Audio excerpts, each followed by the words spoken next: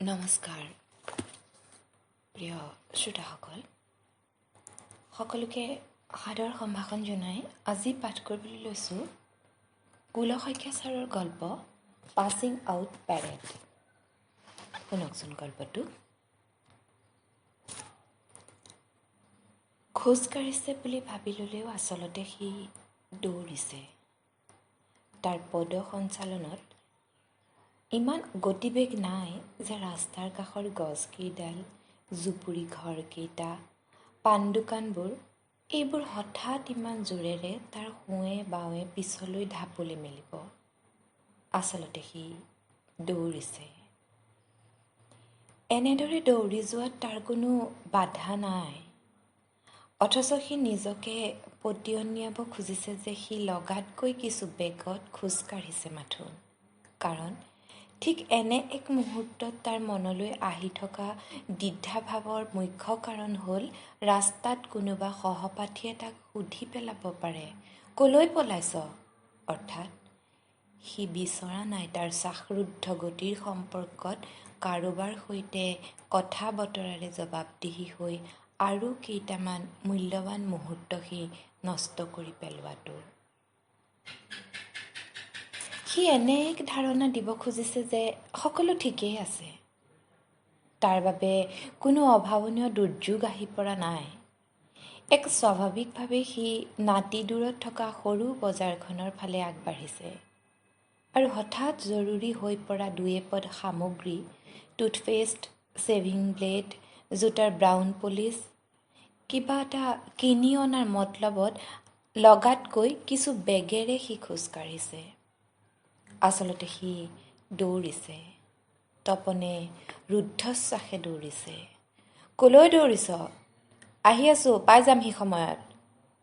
তপনে তথাপিও তাৰ খোজৰ গতি হ্ৰাস নকৰিলে। মনোযোগ মাথো এনে এক ধাৰণা দিয়াৰ সি চেষ্টা কৰিলে যে বিশেষ একো হোৱা নাই। অৱশ্যে কোনো ধৰণৰ অভাৱনীয় ঘটনা ঘটি যোৱা নাই।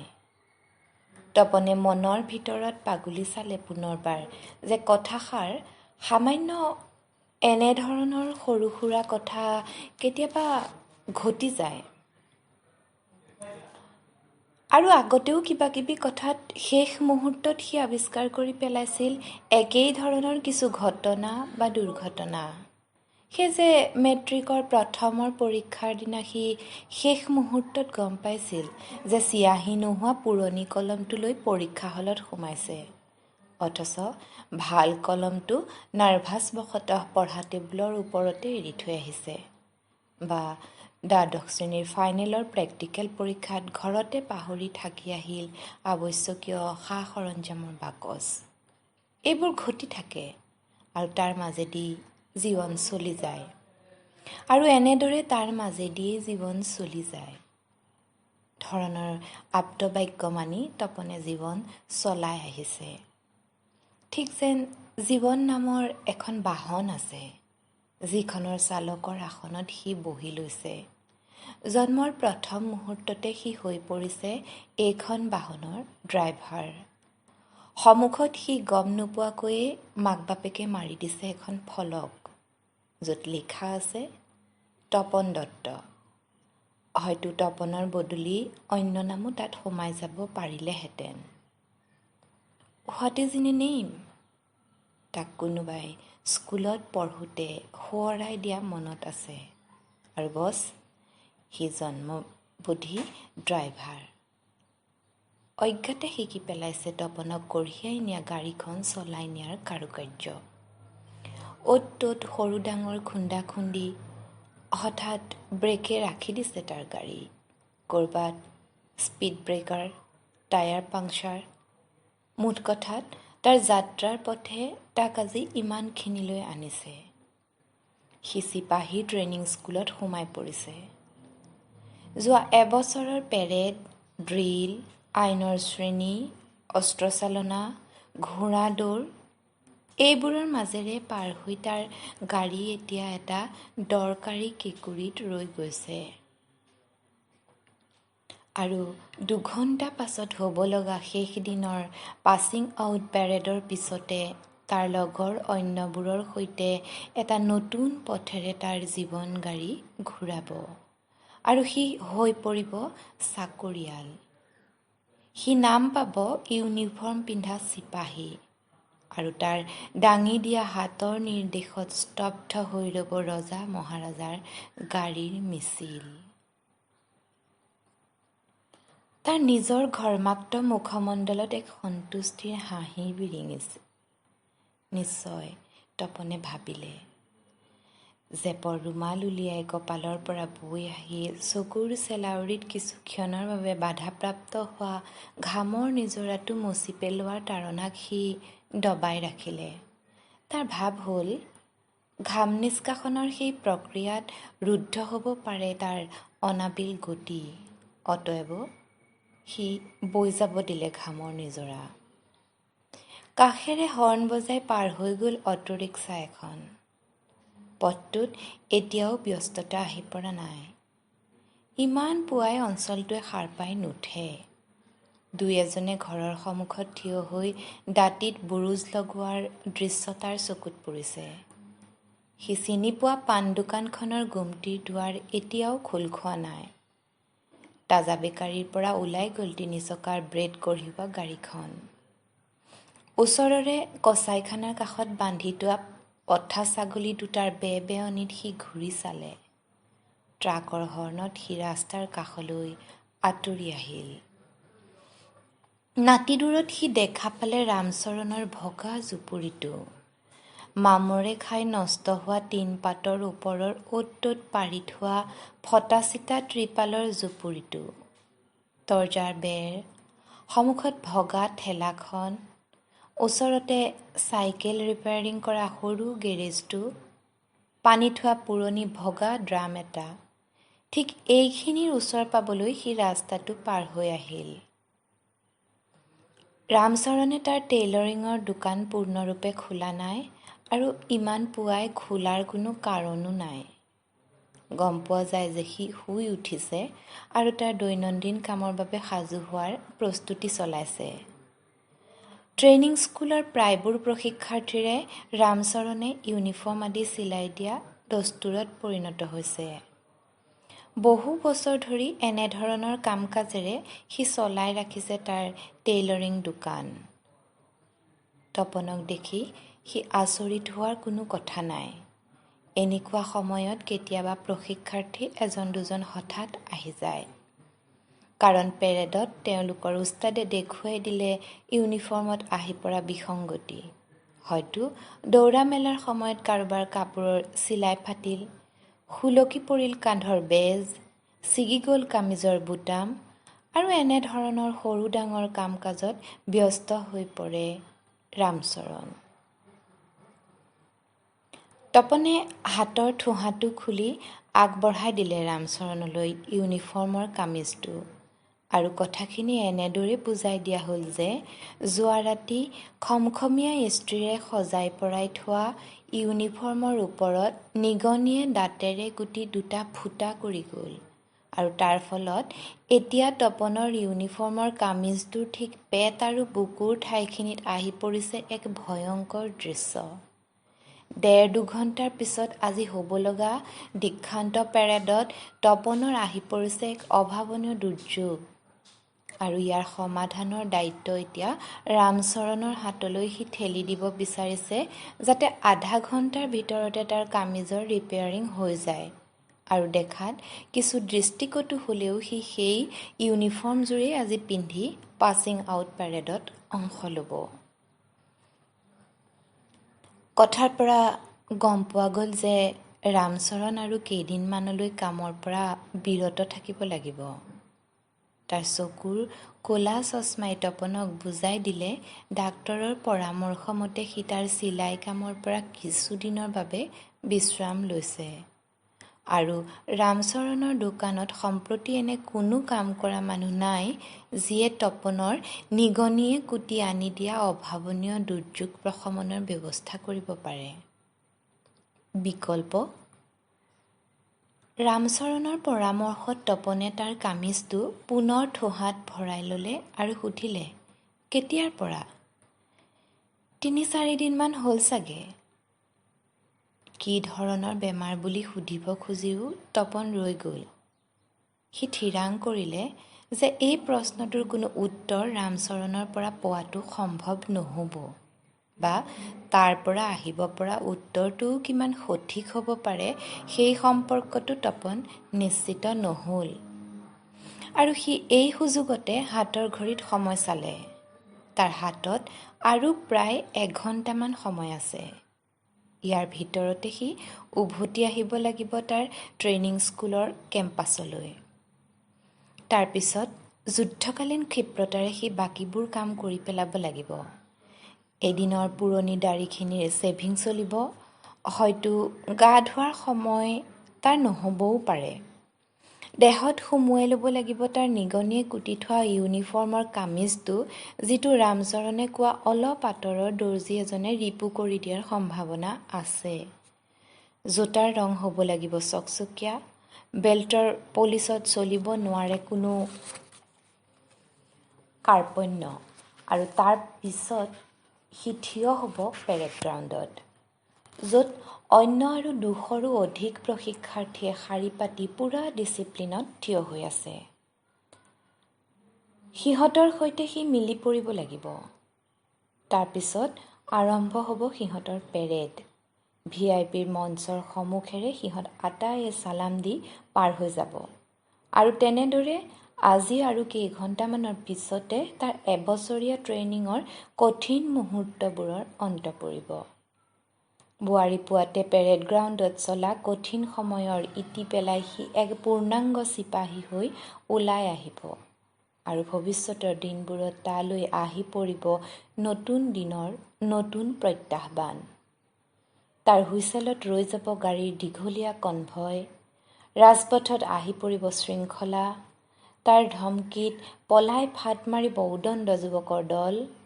মুঠ কথাত তপন দত্ত আজি আৰু কেইঘণ্টামানৰ পিছতে হৈ পৰিব আইনে আনি দিয়া পাৱাৰৰ গৰাকী। নিজৰ ওঠত চাগে আহি পৰিছে এক হাঁহিৰ ঢৌ, তপনে ভাবিলে। আচলতে খোজকাঢ়ি থকা বুলি ভাবিলেও তপনে নিশ্চয় দৌৰিছে।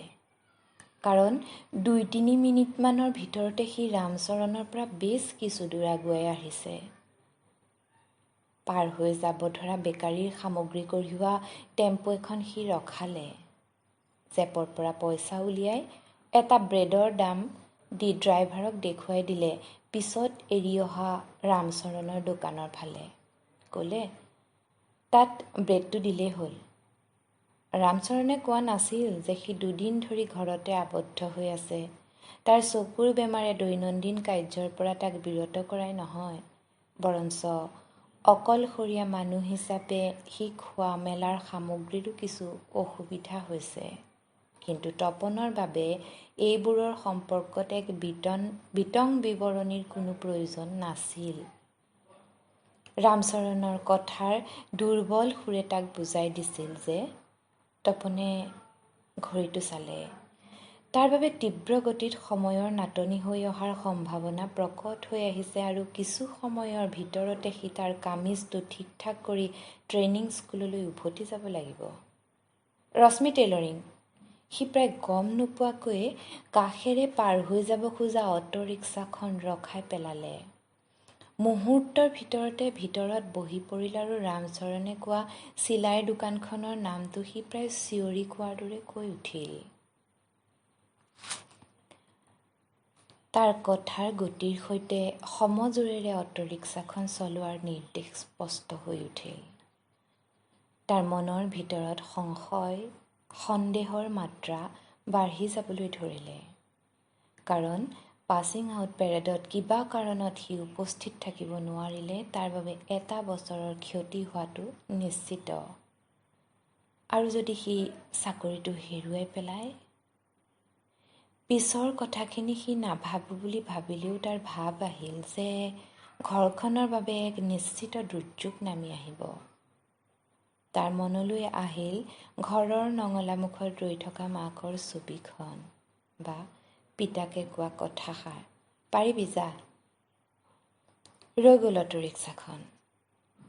তপনে কিবা এটা সোধাৰ আগতে ড্ৰাইভাৰে তাক ক'লে যে তেল ডিপুত তেল অলপ ভৰাই নল'লে গাড়ী নচলে। তপন জাপ মাৰি অটোৰিক্সাৰ পৰা নামিল। তেল ডিপুৰ ল'ৰাটো বিচাৰি কাষৰ খেৰীঘৰটোৰ দুৱাৰত ঢকিয়ালে। এঙামুৰি মাৰি ওলাই অহা ১৮-২০ বছৰীয়া ল'ৰাটোক সি প্ৰায় টানি অনাৰ দৰে ডিপুৰ মেচিনৰ গুৰিলৈ আনিলে। ক'লে, কিবা এটা কৰ। আৰু এটা সময়ত অটোৰ খালী টেংকিত সুমুৱাই দিয়া হ'ল গাড়ীৰ ইন্ধন। সুদা পকেটে গাড়ীলৈ ওলাই অহা ড্ৰাইভাৰৰ হাতত তপনে গুজি দিলে ৫০ টকাৰ নোটখন। আৰু স্বভাৱ সিদ্ধ লেহেম গতিৰে সেইখন পালেগৈ তেল ডিপুৰ ল'ৰাজনৰ হাত। ইঞ্জিন ষ্টাৰ্টিঙত কিছু লেঠা আছে, পুৰণা গাড়ী, বেংকৰ ধাৰ এতিয়াও চলিয়ে আছে। ড্ৰাইভাৰৰ ইমানবোৰ কথাৰ মাজতে তপনে বিচাৰিছে অটোৰিক্সাখন শীঘ্ৰে চালু হোৱাটো। তাক এই মহা সংকটত নিমজ্জিত কৰা নিগনিটোলৈ প্ৰথমবাৰৰ বাবে এক প্ৰচণ্ড খং আৰু ক্ষোভৰ ভাৱে চুই গ'ল। সি হাতৰ ঘড়ীটোলৈ চালে। ঘড়ীৰ কাঁটাৰ গতিয়ে সি উঠি থকা অটোখনৰ গতিকো চেৰ পেলাইছে।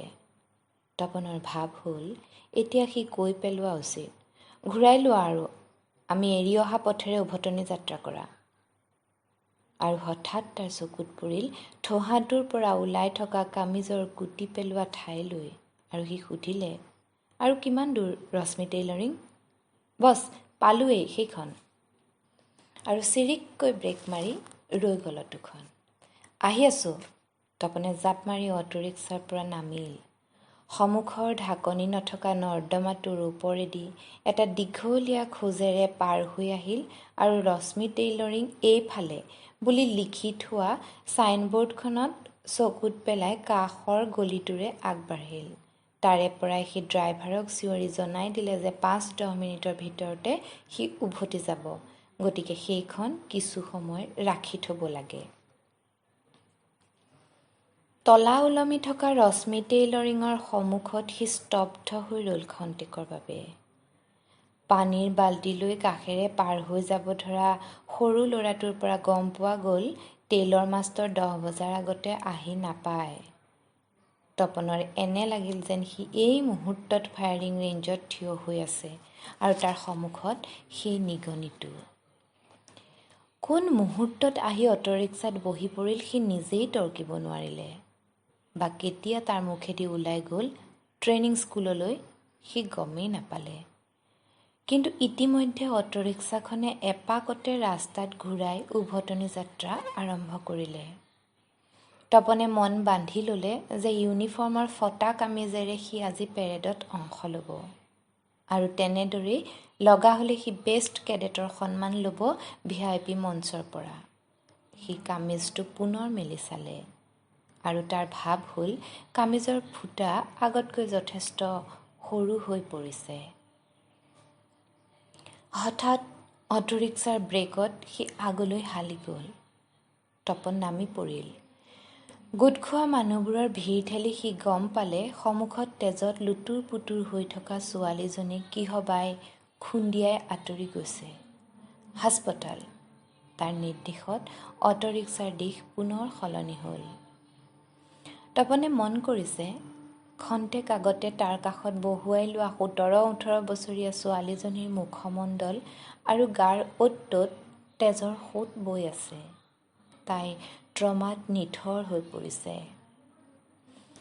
হাস্পতালৰ বিচনাত তপনে চাই ৰ'ল তাৰ দেহৰ তেজৰ সোঁতবোৰ জমা হৈছে গৈ এটা বটলত আৰু সেইবোৰ এটা সময়ত বৈ গ'ল ছোৱালীজনীৰ শিৰা উপশিৰাৰে। তপনে পৰ্দাখন ঠেলি সোমাই গ'ল ডাক্তৰ নাৰ্ছ ভিৰ কৰা কোঠাটোলৈ। মই আহোঁ, আজি পাছিং আউট পেৰেড। কথাষাৰ সি নক'লে। এনেদৰেও সি ক'ব পাৰিলেহেঁতেন, সকলো ঠিকেই হৈ যাব, দুৰ্যোগ কেতিয়াবা আহেই। একো নোকোৱাকৈ সি কোঠাটোৰ পৰা ওলাই আহিবলৈ পুনৰ দুৱাৰমুখ পালেহি।